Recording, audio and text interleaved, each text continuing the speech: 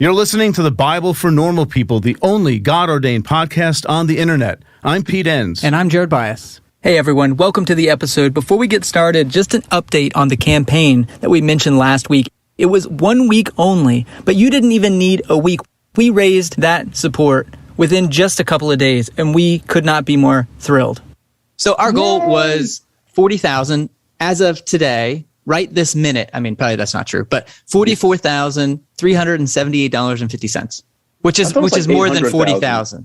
I thought like $800,000 or something like that. You were misinformed. Someone didn't tell me the truth. Anyway, but that's still amazing. Listen, we have a lot of people to thank. 2 team members who were just instrumental in making this work, Stephanie Spate and Tessa Stoltz. Absolutely. And thank you so much to Sarah Bessie and Brian McLaren, who jumped on, provided some wonderful affirmations of the work that we're trying to do. Really appreciate their support. Yeah. And, obviously, most of all you people who are just so generous and just, it's very, it just blows us away, that we had so much support so quickly, and it's really going to help us. Yeah. And I think for me, I don't know about you, but it really galvanizes kind of our passion for the work and the mission of bringing the best in biblical scholarship to everyday people, and seeing the need and seeing that a lot of people are in it with us. I think it just means a lot. Yeah, it's fantastic. So it's going to help us continue doing things like, Nerds in Residence, which we talked about, bringing scholars on to partner with us and bringing just amazing content to all of you. Yeah, and just accessibility, bringing more free content to everyone that we can get our hands on. That sounds creepy, but metaphorically, digitally, speaking. legally. Right. So, yes. Okay. And as well as a new platform. Can you tell we don't rehearse anything here, folks? We just go for it, whatever. And we say dumb things. So anyway, and then what's the fourth thing?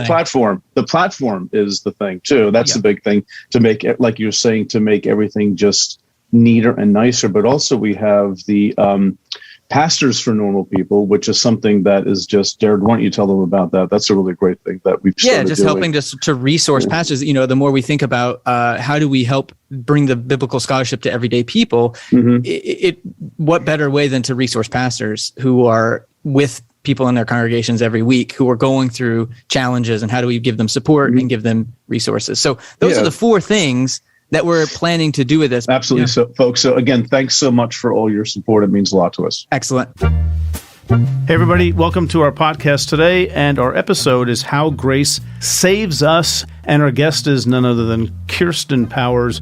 And she is a best-selling author. A lot of you probably know her. She is a CNN senior political analyst. And she just came out with a book called Saving Grace, Speak Your Truth, Stay centered, and learn to coexist with people who drive you nuts. That's pretty irrelevant, don't you think, Jared? I don't know what possessed her to write a book like this. It's just write a book about unrelatable. I know. Really, whatever. No, I thought we got into some great stuff. I really appreciated toward the end where we talk about our own trauma and our own baggage and how doing some of this inner work helps us. Because I do think sometimes we use things like social media as a scapegoat. Sure, social media, not great for polarization, but it really just amplifies what's going on inside of us. Yeah, we're making it polarized. Right. Yeah. So it's just a tool, and we're just maybe using it badly. Right. And I appreciate Kirsten, bringing her own life. She's thought about this a lot. She's experienced things, and she's really thinking, how do I want to live in this climate? That's really what it comes down to. And I'm like, yeah, you've got something going on here. I think this is worth listening to. All right, well, let's jump in. We all have our different things that we could do if we actually really want to change the world that don't involve demonizing other people. Holding someone accountable is not a lack of grace. Saying something that's true is not a lack of grace.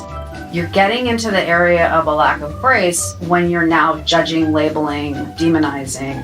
If you don't like cancel culture, then start dealing with the things that people have been complaining about literally since forever. What led you to write the book? Sorry about that question. I think what made me write the book is interesting because I think it's what sort of plagues many of us, which is I sort of hit a wall with the rage and the fury and the contempt and all the rage. Things that what were rage?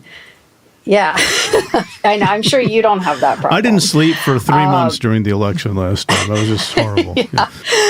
Yeah, it became untenable for me. And I hit a wall, and I just realized I can't keep living like this. And my behavior and just the thoughts and the sort of soundtrack of doom in my head was not in any way aligned with my beliefs.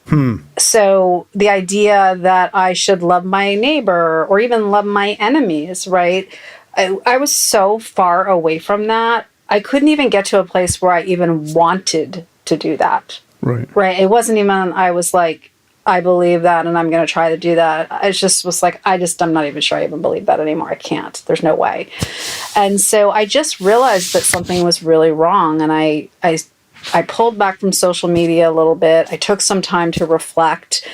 And what I came back to, and I ended up writing a column, I write for USA Today, I ended up writing a column about this, just about how toxic our public discourse is, but also looking at how I was participating in that, and mostly online.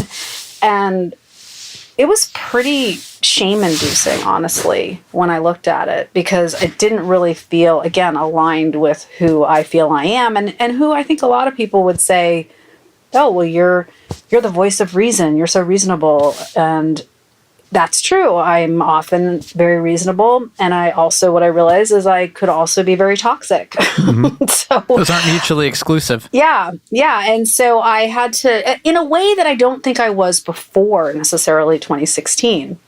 So I had an intuition that what we needed was grace, but until I really started writing this book, I don't think I really even understood what I was saying. I think I was thinking about it almost in a kind of spiritual bypassy kind of way, right? Like grace is going to solve this problem. And it wasn't really until I got into the book and really had to delve deep into this that I realized that, yes, I think that is what we need, but I actually completely misunderstood what grace was.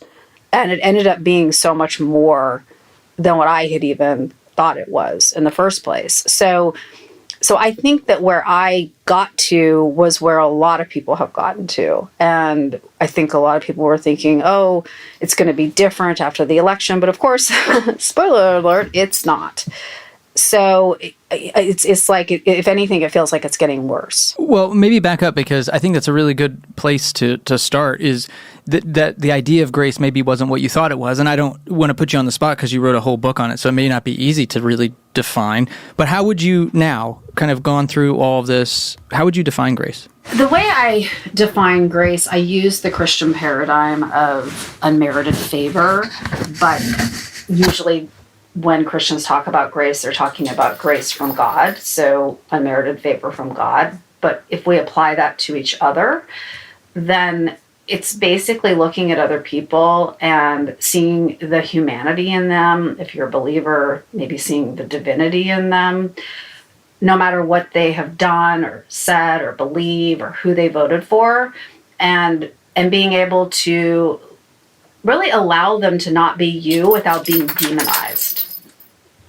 And so I think that it creates a kind of space, I think, between us and people who are upsetting us, and so it's something that you give to other people not because of anything they've done to deserve it, right? It's, you just have grace for people because they're people, right? They're complicated human beings that are more than the sum of the thing that they're doing that's maybe really, really bad, right? It may legitimately be really bad. It may just be something that you have exaggerated into being really bad. Okay, so let's talk about this concept you use quite a bit, which is non-dualistic thinking, because it seems to be foundational to how you think about grace. So what do you mean by non-dualism? And then how does it factor into this conversation about grace? You're right. It is very foundational, and it was a real turning point for me. And I think that had I not encountered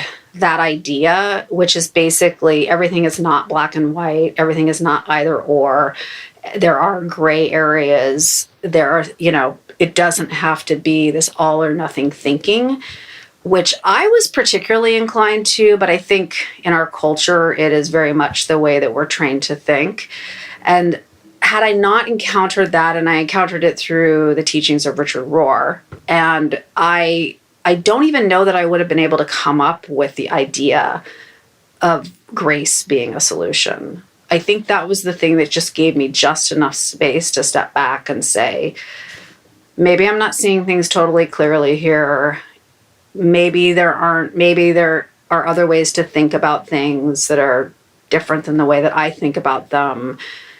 Maybe everybody's not so evil, right? It's possible that somebody could think something that I don't think and not be evil. I was very locked into that really hyper-binary thinking.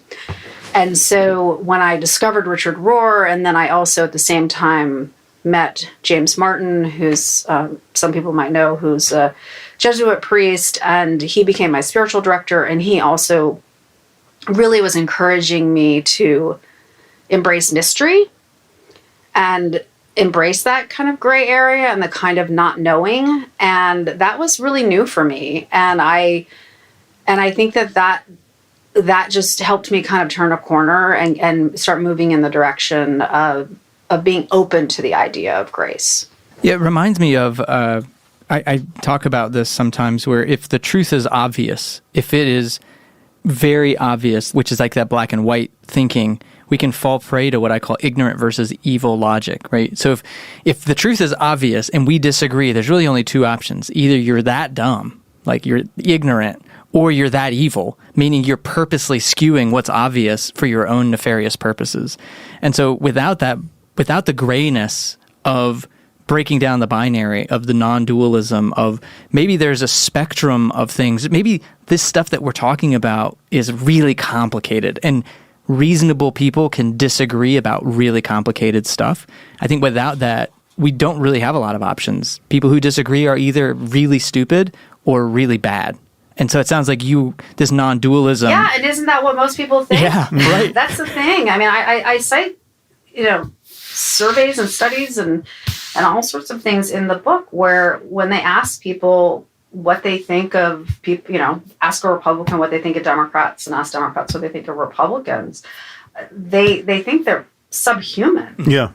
At this point, right? Where they actually they think the country would be better off if if they weren't there. If they died, basically, if large numbers died of the opposing party. Right. So it really is, we have dehumanized people, and I think that it's obviously made worse by the fact that we've really sorted ourselves into these bubbles where we don't really encounter people or even ideas really that are that different than us, except when they're given to us by people who think like us, and then it's always the caricature of what other people think, right? So it's like you're getting all your information about Republicans from some liberal on Twitter, and you're getting all your information about Democrats from Fox News. Right.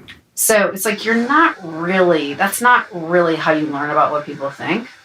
And the studies show, the social science shows that when people can even think of one person that they know, it's not even a friend, just somebody that they know who they like, and if they can just think of that one person, they will immediately depolarize. Who a person who thinks differently than they do, belongs to the other party.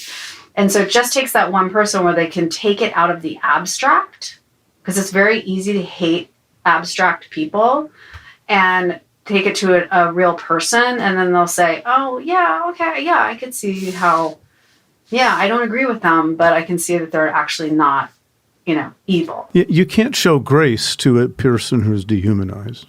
No.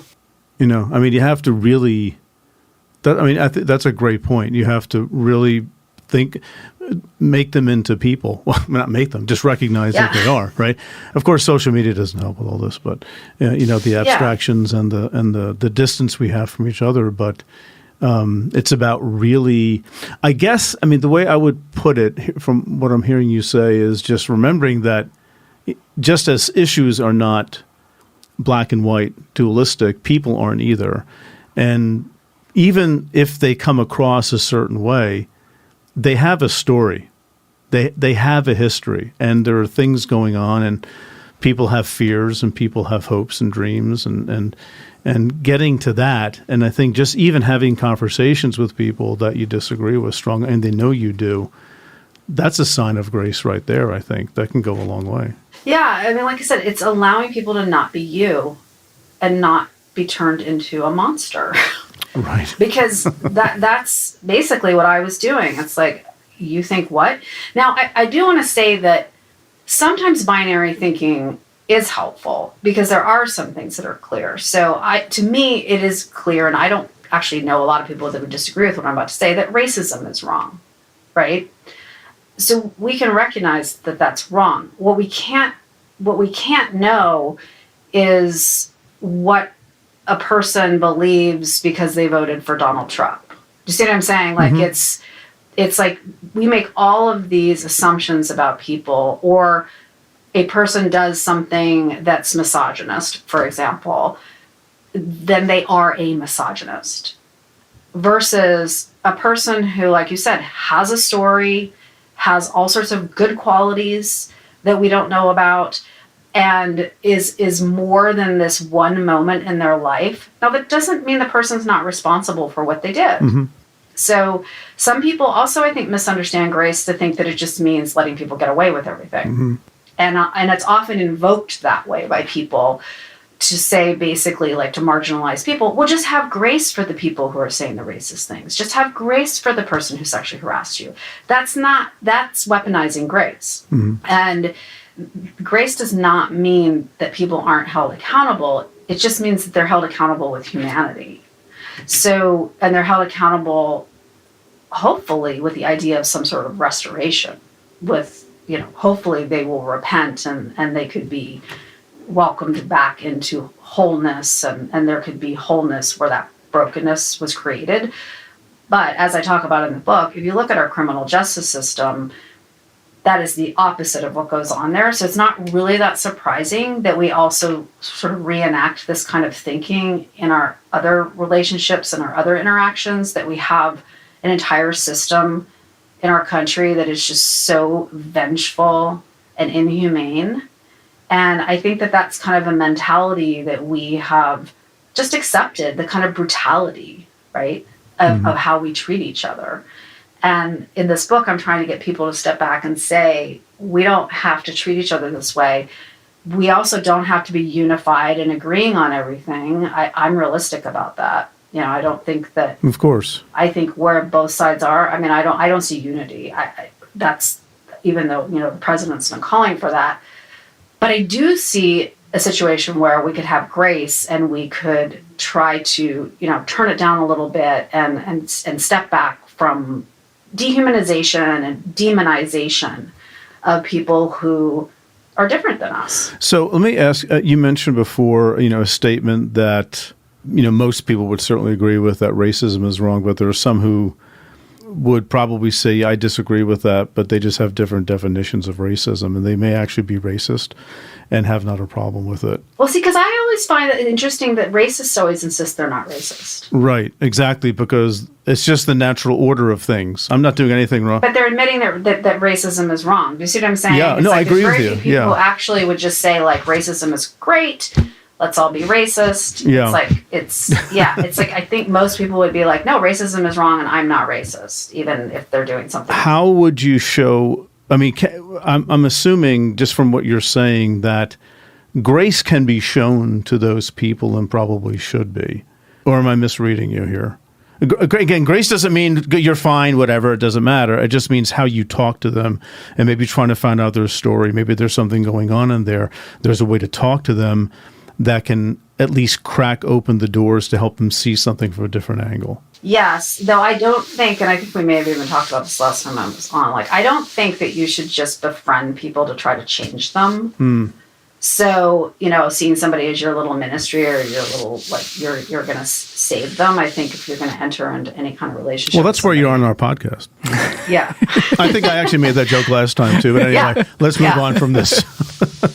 I have 4 jokes every cycle. So I would say that I think that it's basically seeing the whole person and not reducing them to this one thing, but also being very clear about what's wrong and naming that. Right. So you can name you can name something that's wrong without judging somebody. And so I talk a lot about that in the book. I think grace helps us to be non-judgmental. So it's you can make a judgment, which is like discernment, versus being judgmental, where you immediately start down the road of what a monster this person is and they're so horrible. And then next thing you know, you're like marinating in this person's stuff. Yeah. Right? Like, and you're not helping anybody. You're not making anything better. And I mean, a lot of what I talk about in the book isn't really about changing other people. It's more about how can you not absorb things that really don't belong to you, right? So if you are concerned about somebody who's done something misogynist, you can say something to them, but there's also a lot of causes you could volunteer for. There's people you could give money to. If you're me, you could write a column. We all have our different things that we could do if we actually really want to change the world that don't involve demonizing other people. So I think that we can name that somebody has done something and say that this is a problem. In an ideal world, if you know them, I talk about calling people in first, right? You could, instead of humiliating them on Twitter, try to talk to them and say, hey, you said this thing. Did you realize that it was offensive? And maybe they're going to say, oh my gosh, I had no idea. I'm going to apologize. Like, give people an opportunity to try to do better. And then sometimes people get called in and they get called in, and they just don't listen. And they just keep doing the things. And then ultimately they get caught up in something and they lose their job, right? Like, this happens. And, in that case, sometimes I don't like it when people lose their jobs, but sometimes that is the accountability. That is the consequence of their actions, right? Mm-hmm.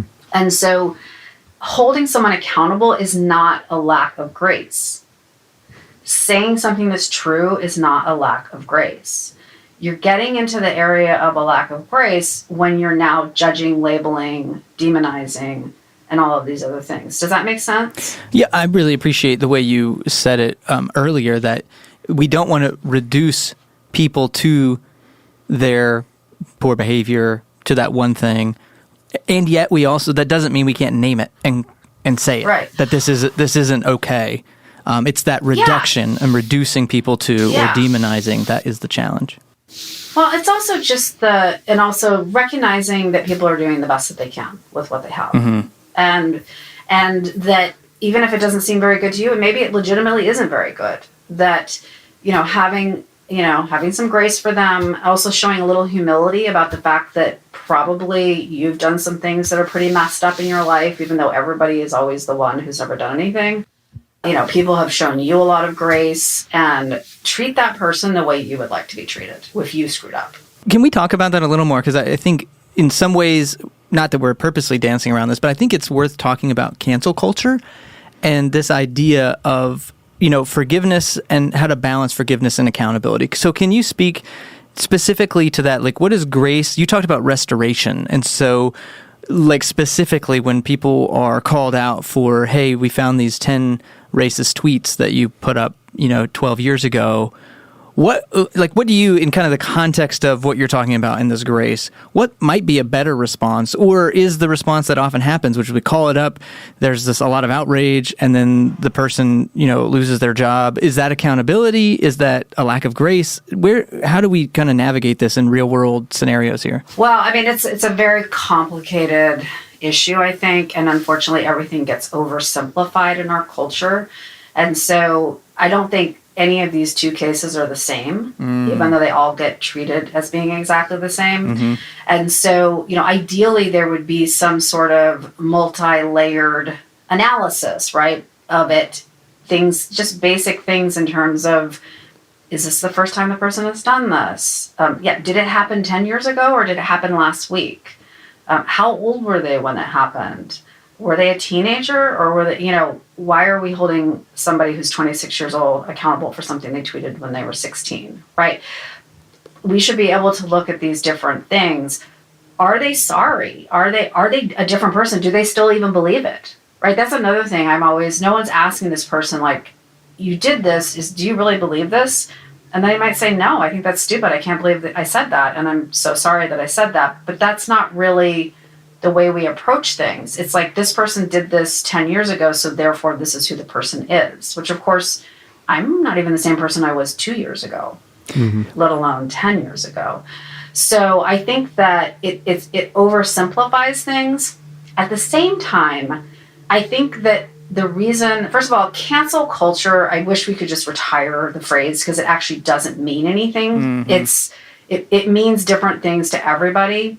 And it grew out of cancellation, which was a term that was used in a very different way. And then it was sort of co-opted by elites online. And then it turned into this thing. And then conservatives started calling it cancel culture.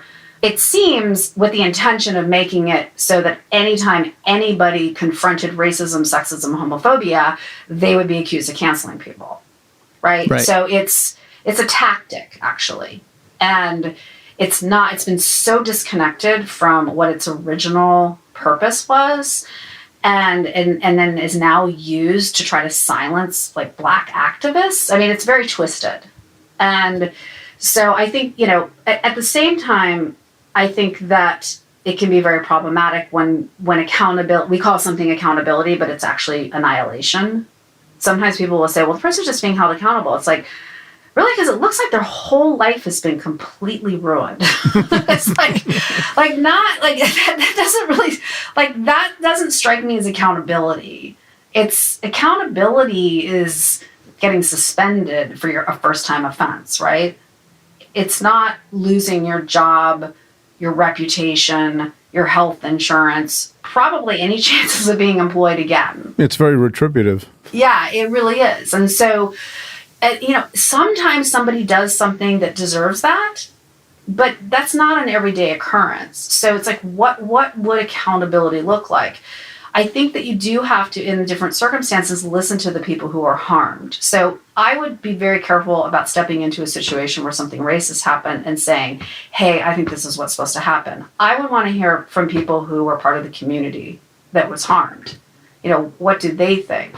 If something happens with sexual harassment or sexual assault, I think for men coming in and then saying like, let's just have grace for him, in this situation for harassing this woman at work. It's like, well, are you really in a position to even talk about that? Do you even understand what it's like? Right? Like, I think we do need to look to the people who've actually experienced it, because sometimes we'll be very quick to say something's not that big of a deal because it doesn't affect us.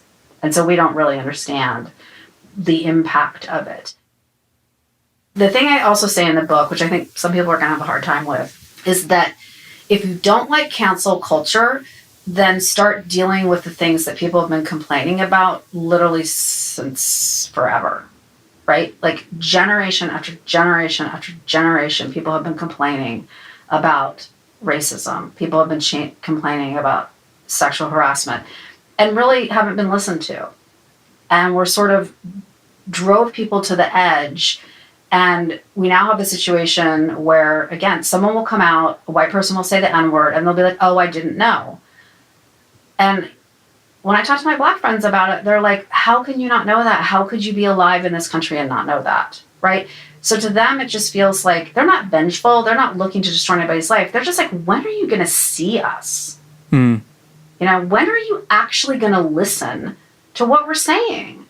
And so when is it? It's when people's jobs are on the line, right? It's when it isn't until people are afraid of having their reputations destroyed and their jobs are on the line that people start listening and start paying attention. And now, everybody's having the trainings, diversity and inclusion trainings and all these things. But would any of that have happened had it not been for so-called cancel culture?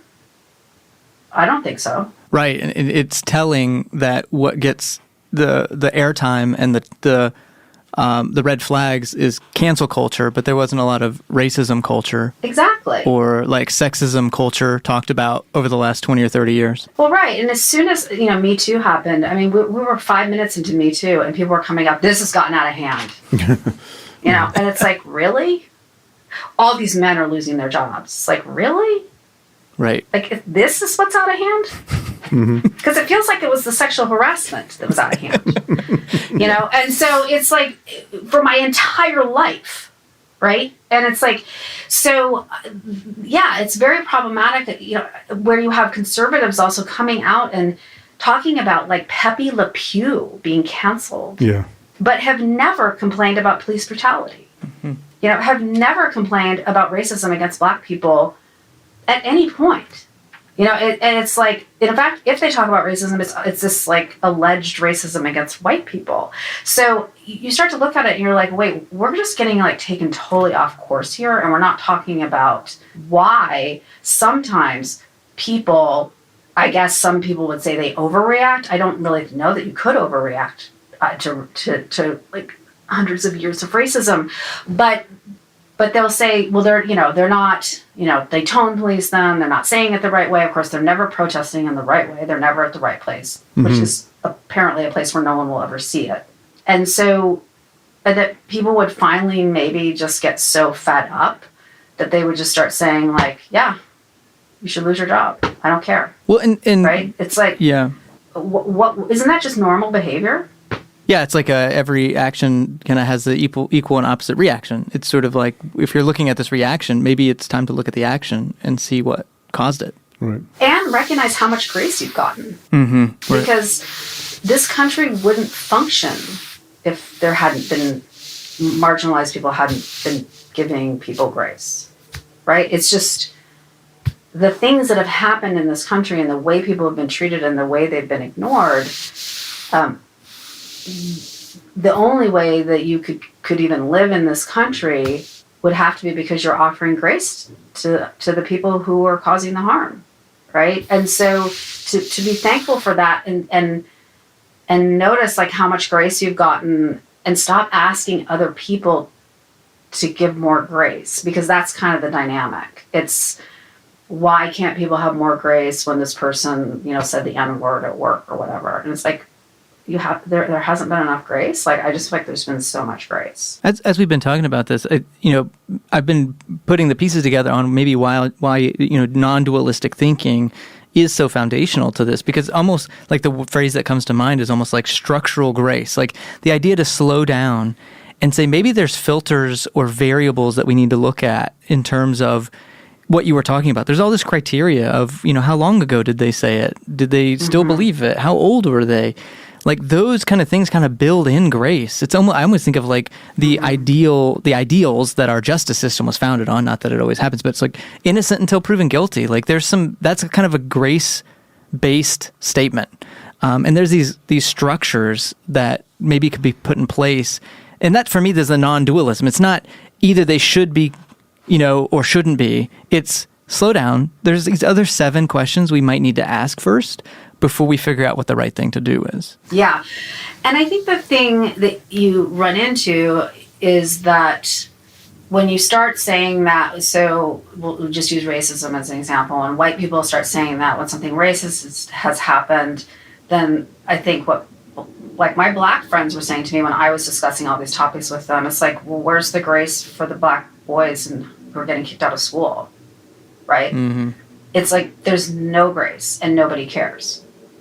And so the same people who have never said a word about the well-documented unequal treatment of Black children in schools, of literally having their lives canceled, right? Like taken off track by being expelled for things that white students aren't getting expelled for, and punished, much more harshly than white students are getting punished. The same people who never say a word about that are now talking about how this person who did something racist needs grace. Do you see what I'm saying? Mm-hmm. Yeah. And so I think if you put yourself in the other person's shoes, it's like, well, wait, so now I'm supposed to have grace for the person who's doing the racist things, but like nobody cares about the fact that my son, if he does something at school, will get no grace? None. Like the assumption, he'll get, like the white kid will get grace for it, but the Black kid won't. And so it's, so then at this point, someone usually says, yes, but the solution is that we want to treat white kids and Black kids exactly the same way. So we don't want to like harm the white person because we're harming the Black person. And I agree with that. The problem is I just feel like, and I say in the book, I am guilty of this. It's a talking point. it's something that I used to say until I really stopped and thought about it. And I was like, well, I say this, but what are we doing to make it so? Right? It's like a nice philosophy. And it's true. The solution isn't that we want to harm other people, but are we doing anything to stop harming the Black kids? Like, are we actively trying to change that?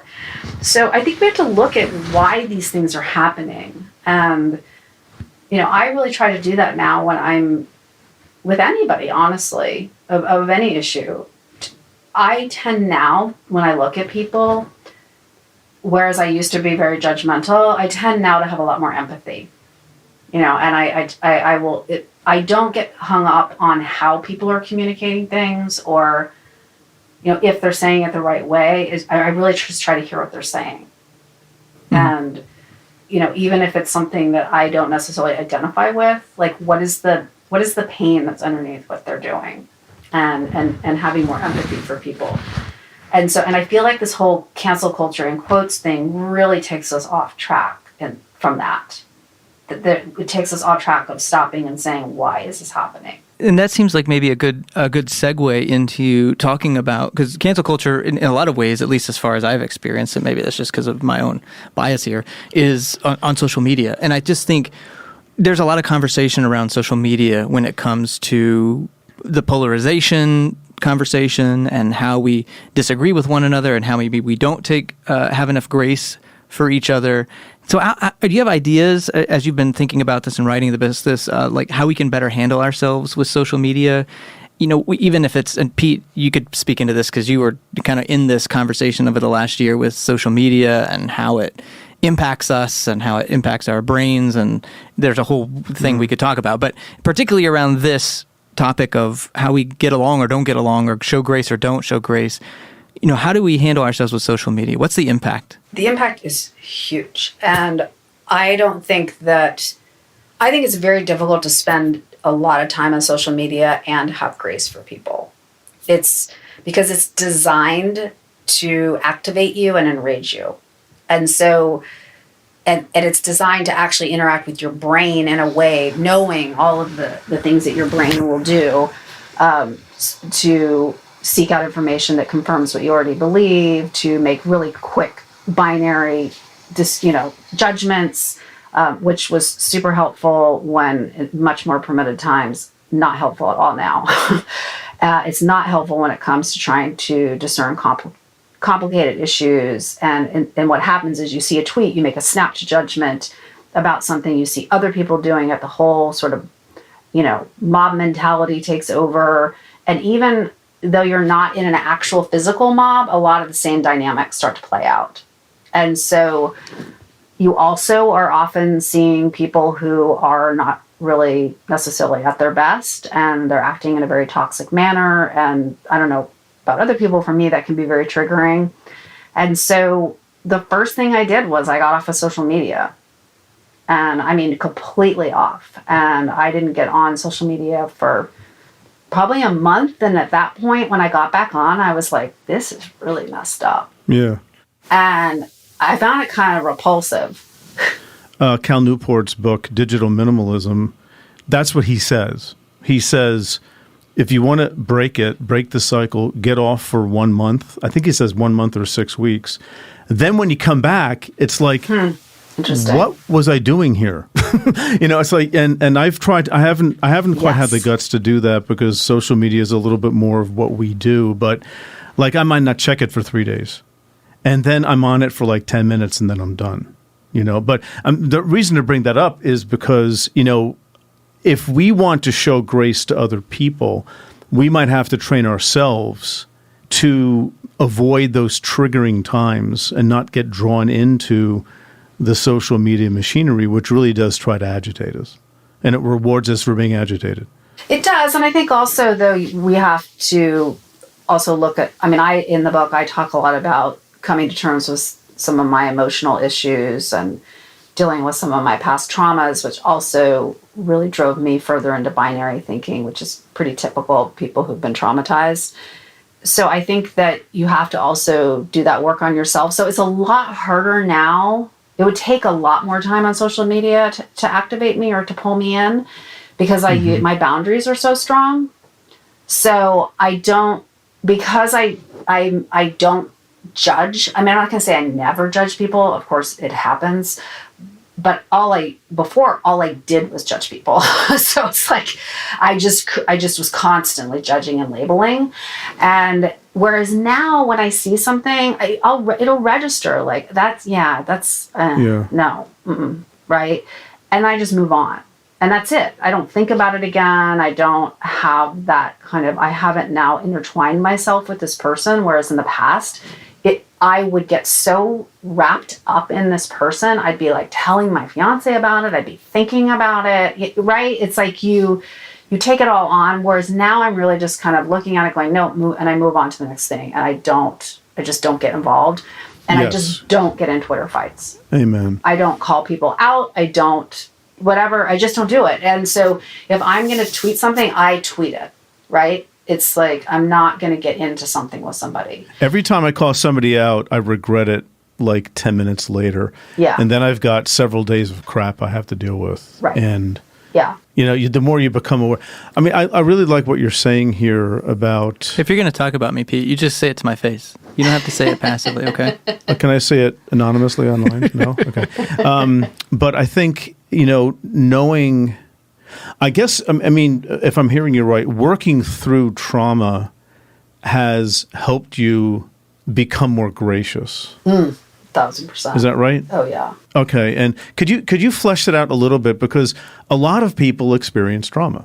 Yes. Right. And we don't always realize how much we're acting out of the trauma that we've experienced, either at big issues or the slow boil over many, many years. So I think talk about that a little bit, because I think that's going to be really relevant to a lot of people listening.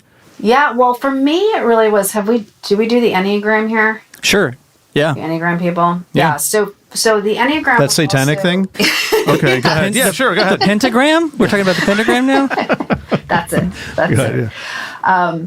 So around the time so Richard Rohr, of course, wrote a book on the Enneagram. So I think that's when I first was really introduced to it. I had heard about it, but I always thought it was kind of nutty.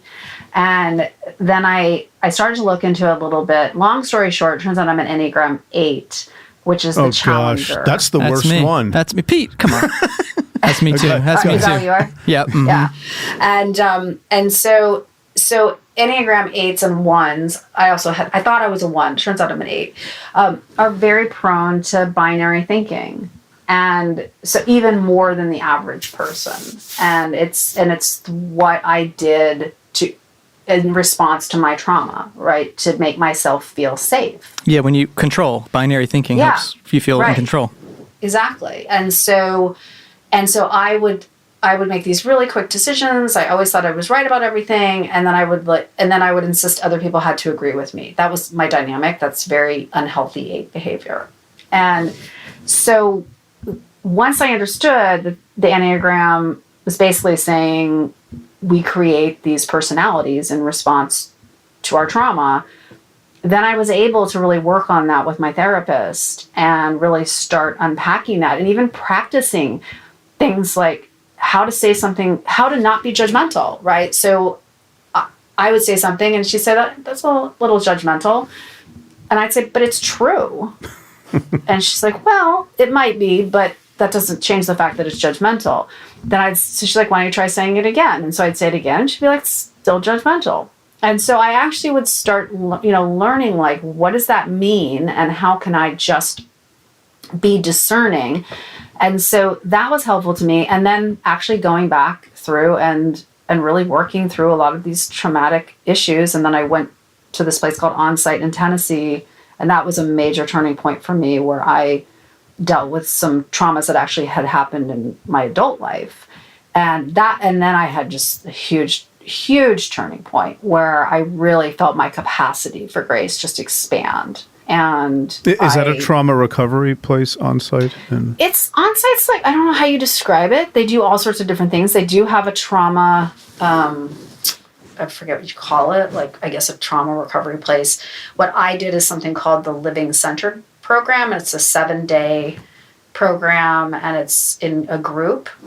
And I've had tons and tons of friends go there, and they all said it changed their life. But I just always felt like I just don't want to spend 7 days doing therapy. It sounds so horrible. And once I realized, though, that I knew that I had some trauma that needed to be dealt with, and I just sucked it up and I went. And it was night and day. I just can't even describe how different I was after I did it. And I really did process grief around my father dying, and then my grandmother dying, and then my stepfather dying. It happened in very rapid succession. And I didn't really understand even until I wrote the book, when I was interviewing a therapist who actually does work at On-Site. And she was saying that if our grief is not witnessed, we get stuck in it. And so because I was in this group that was witnessing my grief, and I was processing it with them, and they didn't have any of the baggage that like my family would have, because often it's very hard for our families to help us with that because they're having their own feelings about it. And so I actually was able to really process this grief in a way that I never had. And after that, I just didn't have that need to be so certain or so right about everything. And then it was done in conjunction with a lot of spiritual work as well. I mean, I had a spiritual director, and we were spending a lot of time really trying to, I guess, unlearn a lot of, my time in the white evangelical church was kind of a recipe for disaster, considering my trauma, right? Like I was already prone to be so binary that I just latched onto that, and I probably took it too far in a way. I think there are some people who go to those churches and that doesn't happen to them. They can kind of look at it and go, well, this is okay, I'll do this and not that. Where I was like, I have to follow everything to the letter, and if I don't, I'm a bad person, or right? It just was very, very narrow binary thinking. And then I was able to move into a space of being totally comfortable with not knowing things, with just saying it's a mystery. I don't know. I just don't know. And that's fine. Join the club, right? Yeah. It's funny. It's just someone a few days ago I was talking to at a church I was speaking at, and they said, I was I took this so seriously, and I had to get it right. And then I started asking these questions, and I started coming to different conclusions. And I talked to my husband, who's doesn't take it all that seriously. And I start saying these things, and he's like, yeah, I've kind of always thought that. And she's like, are you kidding me? And he's kind of like, yeah, it's just, I thought everyone just kind of showed up and kind of, you shrug off what you don't like and you just take what you do. And she's like, oh my gosh. But you can do that? Yeah, like, what? Why no one told me? So, okay, as we wrap up here, I think I want to maybe ask this question in a way that it's a little different than how we normally ask it. Because what you were just saying, I think, is so important for people to understand, is that showing grace to others isn't always an external work. It's not just about it's not always about the other person. Oftentimes it's about cleaning up our own house. Like, it's this inner work of figuring out, the people who talk down to, who can't stand up for their own belief without talking down to me, I realize have some insecurities in themselves. There's something going on in them. And so as we kind of wrap up, are there other things, just what you were talking about was so great. Are there anything else that people could be doing for their own internal work that might actually help them have grace for other people, if they could kind of work through their own stuff? Yeah, I mean, I think, first of all, learning about boundaries is really important. And I have a whole chapter on that, but there are other places you can learn about boundaries, so that when you have the desire to kind of go there in terms of the judgment, the demonization, to stop and just say, actually, I have a tool, and it's called boundaries. And I don't have to do that. But I also think it's really important for people to do whatever work they need to do to be able to have grace for themselves. Because if you can't have grace for yourself, then you can't have grace for other people. And as awful as I really could be to other people, like, I was just as horrible to myself, right? I was, I had that just monstrous inner critic that was just always on me, always, never cutting me any slack, none of those things. And so really having to, become more integrated and deal with your trauma so that you can start having grace for yourself, which will make it easier for you to have grace for other people.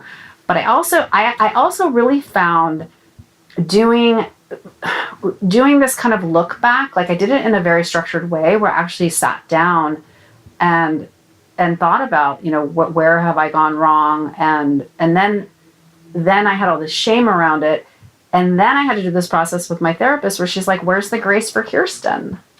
Right? Because I would be like, I can't believe I did that. I can't believe I said that. Or I can't believe this or that. And I just couldn't let it go. Right? I couldn't even have grace for myself. And so once I got to the place where I was like, you're right, I was doing the best I could. I was a mess, but I was doing the best I could. It's much easier to see that in other people.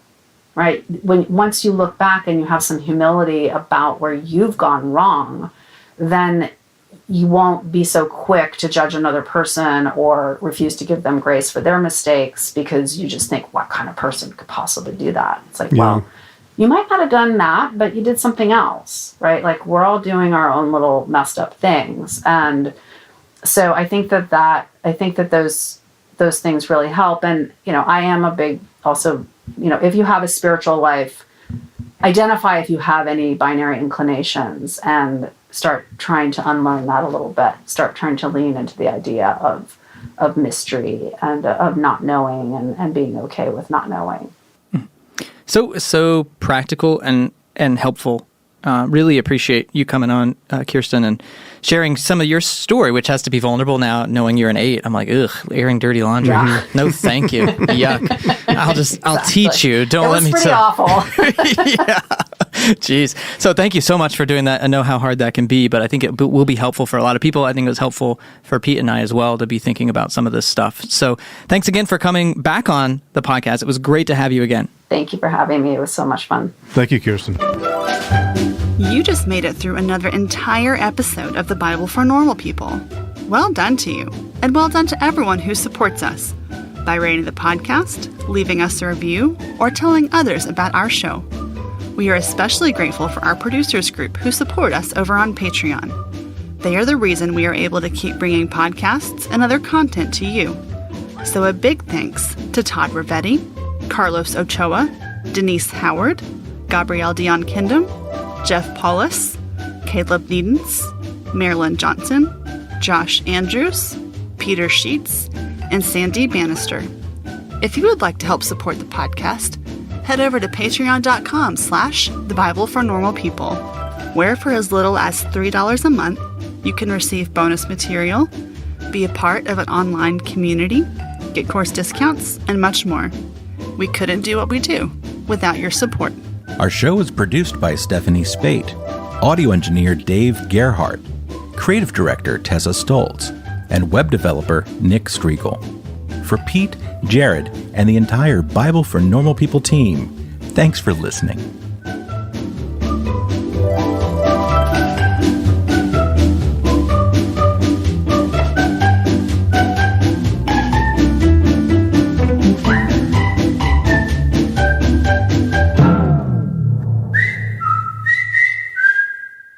Welcome, everybody, to our podcast. And our episode today is How Grace Saves Us. And our guest, I'm going to start over again because I didn't say saves us correctly. Mm-hmm. I'm sorry. There's never any noise in my house, and now my dogs are just like going crazy. This is my life, Kirsten, by the way. So we'll just jump right in. We might actually even use what we already recorded from that beginning part as part of the end. I don't know. We'll leave that up to It's fun. We'll leave it up to Dave, our audio engineer, who at the end of this last episode put on our podcast episode me saying, God damn it. As an outtake? As an outtake at the end. I'm like, I know. Dave, you're listening to this. Don't do that anymore. Don't do that, Dave. Okay. I can't believe you. Come on, Dave. We don't run a works. tight ship, apparently. All right. Okay.